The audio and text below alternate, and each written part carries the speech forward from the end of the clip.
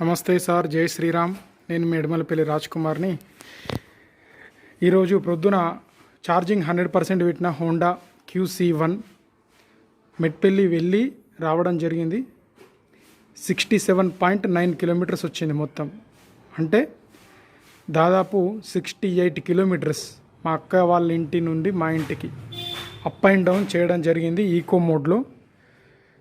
ఇంకా మనకి battery percentage వచ్చేసి 17% ఉంది. అంటే ఇంకా ఇక్కడ నుంచి దాదాపు కొండగట్టు ఇంకొక 17 కిలోమీటర్లు ఇక్కడ నుంచి కొండగట్టు అక్కడి వారికి వెళ్ళగలుగుతుంది. ఇంకా దాదాపు 15-16 కిలోమీటర్లు వెళ్ళగలిగేంత సామర్థ్యం ఉంది దీనికి.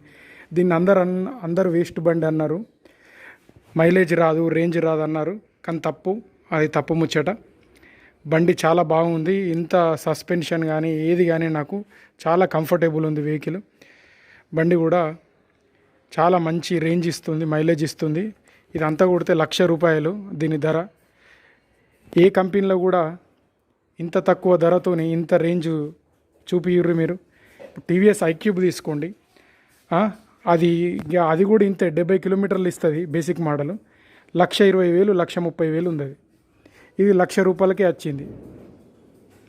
ఎవ్వరు కూడా తయారు చేయరు ఇంత తక్కువ రేట్ల.